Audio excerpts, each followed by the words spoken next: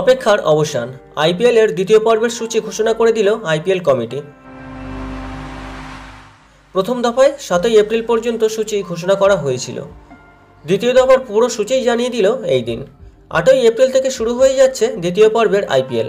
তবে ভারতে ভোটের জন্য 2009 এবং 2014 সালের মতো বিদেশে নয়, লোকসভা নির্বাচনের সময়ই দেশেই অনুষ্ঠিত হবে পুরো আইপিএল। আইপিএলের ফাইনাল হবে 26 মে চেন্নাইয়ে। এছাড়া কোয়ালিফায়ার 1 21 মে এবং এলিমিনেটর 22 মে হবে আহমেদাবাদের নরেন্দ্র মোদী স্টেডিয়ামে। কোয়ালিফায়ার 2 হবে 24 মে চেন্নাইয়ে।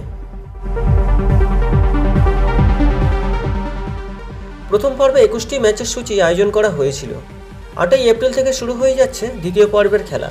প্রথমবারের মতোই দ্বিতীয় পর্বে শুরু হচ্ছে চেন্নাই সুপার কিংসের ম্যাচ দিয়ে। চেন্নাই তাদের ঘরের মাঠে খেলবে কলকাতা নাইট রাইডার্সের বিপক্ষে। আইপিএলের প্রথম দফায় সূচি ঘোষণা হওয়ার সময় লোকসভা নির্বাচনের সূচি ঘোষণা করা হয়নি। তবে দেশের যে সময় নির্বাচন হবে সেই অংশে তখন খেলা দেওয়া হয়নি।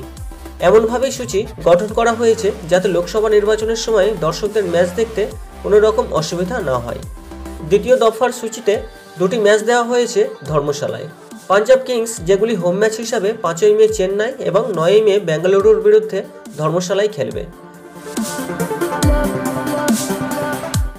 এছাড়াও 2টি ম্যাচ রয়েছে গুয়াহাটিতে, যেটি রাজস্থান রয়্যালসের হোম গ্রাউন্ড, যেখানে পাঞ্জাবের বিরুদ্ধে 15 মে এবং কলকাতার বিরুদ্ধে 19 মে খেলবে রাজস্থান রয়্যালস। 20 মে শেষ হচ্ছে গ্রুপ পর্বের খেলা। একদিন বিরতি রেখেই পরদিন থেকেই শুরু হয়ে যাবে প্লে অফের খেলা। আইপিএলের পূর্ণ সূচি হলো এই রকম।